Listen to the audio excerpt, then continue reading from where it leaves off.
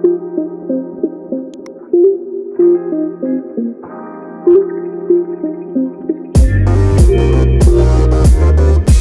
家好，我是关关。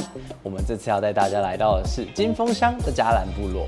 除了能够看到鲁凯族跟排湾族融合的特色石板屋之外呢，我们还能够体验什么呢？攀爬老树。那么这么特别的活动，我们一定要马上来看看。那出发之前，我们先来看看这一次的单字吧。Describe 描述。Could you describe the strange bird you saw this morning?Ascend 向上攀或走。Jim finally ascended Mount Jade. Descend 向下攀或走。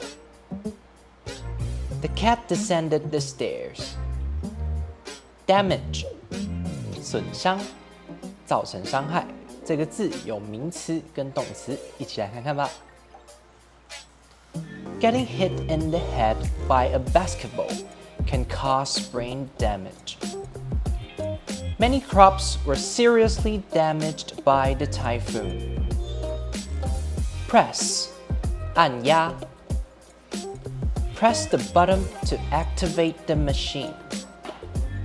接下来是补充单字 ：sculpture 雕像 ，sculpture。Ceramic 陶瓷制品 ceramic Slate 石板 slate Noose 套索 noose Blake's hitch 布莱克士节 Blake's hitch 学会了吗？ Good morning.Welcome to Jalan Community. I'm Steven, your tour guide. Now, we're standing at the only entrance to Jalan Tribe. You can see the tribal imagery, which incorporates our traditional totem. You must be curious about those sculptures over there. The 8 sculptures represent 7 Paiwan tribes and 1 Rukai tribe, consisting of the community. Jalan was originally named Buliblosan, the largest village in Jingfeng Township. Buliblosan in Paiwan language. Bu means a lot, and Liblosan means bog. So Buliblosan describes a place with gigantic trees that gathers great clouds and thick mists. They used to settle in the upper area until the Japanese occupation period. The government forced them to move here for easy management and labor. After 1956, the Rukai tribe from Pingdong and other places gradually migrated to this area. Before we enter the village, we have a praying ceremony for visitors. Only the elder or people of noble rank in the tribe can carry out the ceremony. The tribal chief will carry out the praying session for us. The ceremony has 2 main purposes. One is to communicate with the ancestors and protect the guests. The second is to keep the evil out and keep the village safe. During the ceremony, we will notify the taboos and regulations of the tribe to everyone. The building we are standing in right now is called the Slate House, built by Chen Sanxiang and his family using the traditional constructing method. Being a Rukai offspring, he's concerned about cultural loss, so he decided to build this slate house in the mountain as a base to preserve and promote Rukai cultures, especially songs and dance. Today, we'll learn about the slate house and how the ancestors farmed and preserved the millet. To preserve the traditional culture, Mr. Chen decided to combine the features from both Paiwan and Rukai cultures into the slate house they built. To keep bugs from damaging the beams every day, Mr. Chen burns wood to smoke the bugs away. Other than the 100-pace viper totem in the house, many other important cultural artifacts such as traditional ceramics are on display in this place. Millet is an important crop for the indigenous people. They hold a ceremony when sowing the millet and reaping the millet. For the residents of Jalan village, millet harvesting represents the fountain of life and a gift from the earth. They sing to communicate with their ancestors while they farm, while ceremonies are held to thank the blessings from the ancestors. To preserve millet, we have 4 pre-steps. 1. Remove the leaves first and tie them into a bundle. 2. Expose them under the sun for a while, then bring them under the shade for shade drying. 3. We place the millet on a sifter. We step and rub them with our feet to separate the grains.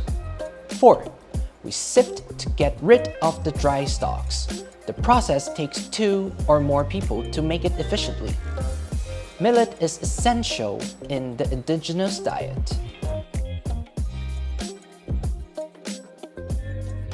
Now we're going to pound the millet. First, put the threshed millet into the mortar. Then pair up 2 people as a team with 1 on each side of the mortar. Get a pestle and start pounding. Take turns and pound the millet with a rhythm. Finally, pour the pounded millet into the sifter.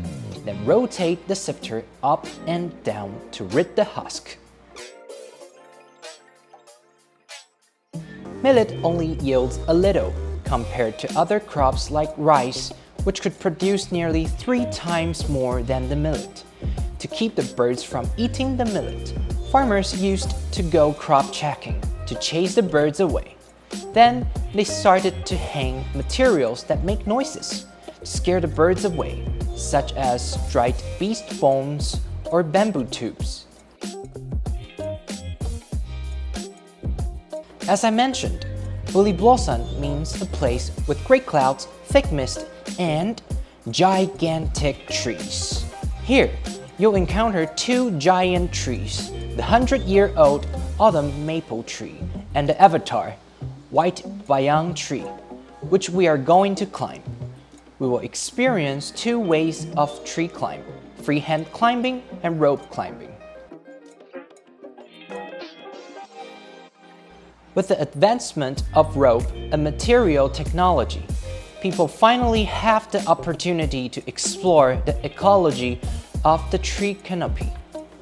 In recent years, with the rising awareness of environmental protection, tree climbing activities have gradually been promoted to the public. Wearing a helmet is necessary during the climb for unexpected falling dried branches. All climbing equipment has been certified by the international safety requirements. Please put on the outfit and enjoy the climb.